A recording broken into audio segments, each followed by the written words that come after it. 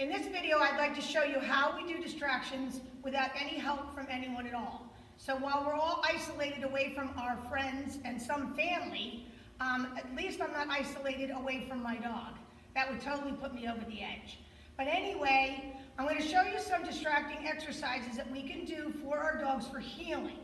All right, and we do this in various different steps, starting with something very tiny, minimal, not very distracting, to something building up to that's most distracting for your dog. I use a toy for Kaz because that's very distracting for him, although I have used food also. I'm going to use a tug toy today, and I'm going to show you the different steps that we use to distract the dog. And as I said before, you don't need anyone but you, yourself, and your distractor. And what I really like about this exercise is that I can use my distraction as my motivator also. Ready, Kaz? You ready? Okay, let's go. Come on, let's go. I'm gonna get Kaz all set up in heel position. And I'm gonna start by using just a very minimal movement of the toy. You can see Kaz avoiding the toy, okay? And when I see that he's really focused on me, yes, then I release him to the distraction. So normally when we're training our dogs, we don't release our dogs to distractions, but in this case, I'm using it on healing, and I'm also using it as a motivator. Give. So we start very small. Okay, ready? Get close. Okay, the dog is going to be sitting in heel position, and I'm just going to wave the toy back and forth. And you can see, the more I do it, the more he starts to look into my eyes.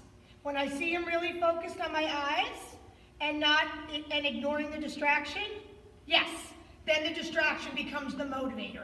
Okay, then he can have it. One way for him to get to the toy is to look at me. Okay, good job. All right, give.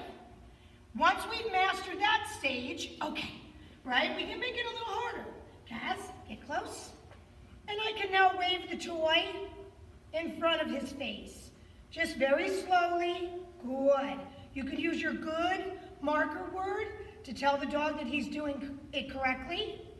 If he looks away, just wait for him to look back. And when he's looking at you, good, good, yes. Then I release him to the distraction, which has now become his motivator. Oh, what a little boy. Oh, that's so good.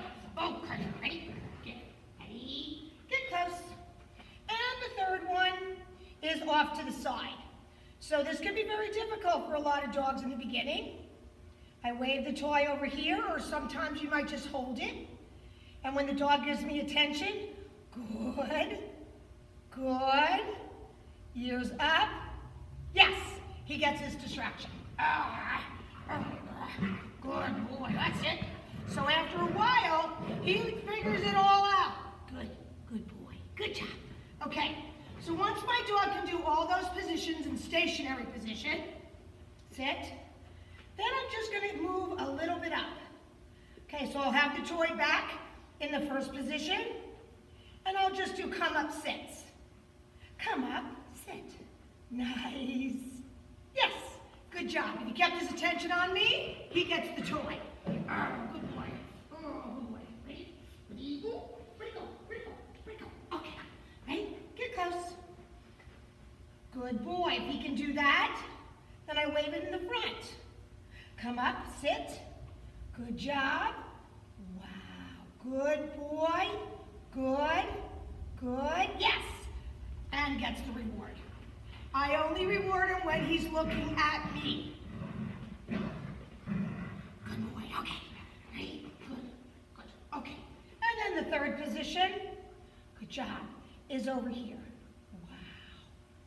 Wow. Good boy. You'll start to see the dog as soon as they see you add the distraction in, look right in your face. Ready? Good job. Good. Yes, and reward. Good boy. Good. Okay, so each time I add in a little more difficulty. Ready? Kaz up here. Good boy. Ready? Come up, sit. Good boy. Come up, sit. Good, good. Yes, and I'll give it to the dog. Then I can add in more steps. Good boy.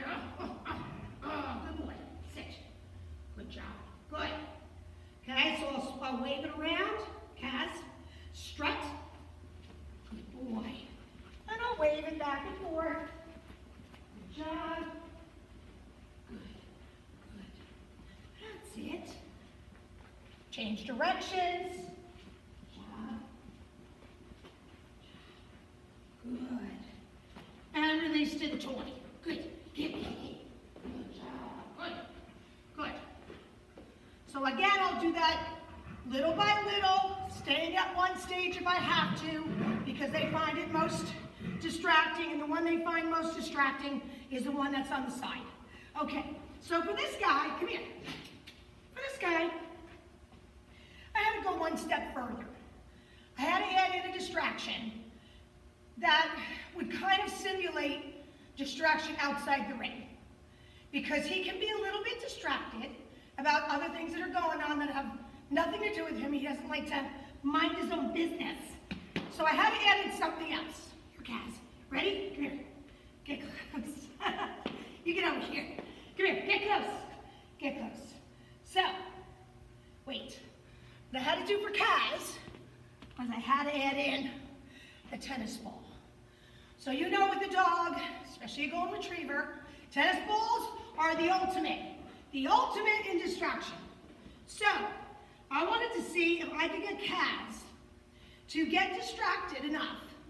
That is what I see in the ring, so that I could explain to him that you can still be distracted and pay attention to me all at the same time. So I bounce the tennis ball. Good job, yes. Good, so I start out easy. Wow, good boy. Good. You gotta give it back, gotta give it back.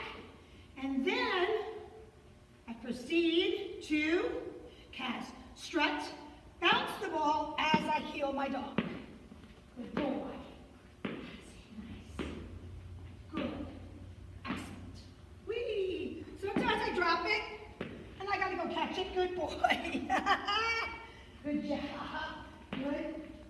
Good job. Wow. Nice. Good. And get it. Good. Come here, Kaz. Good. Up. Come here. Come here. Up. Up.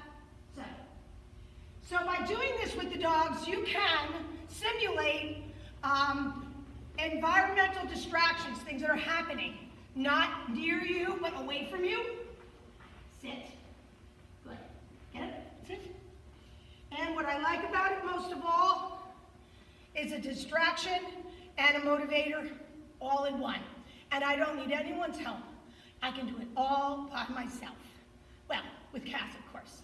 All right? So I hope this helps. Add a little bit more to your toolbox and help you do some distractions on your healing.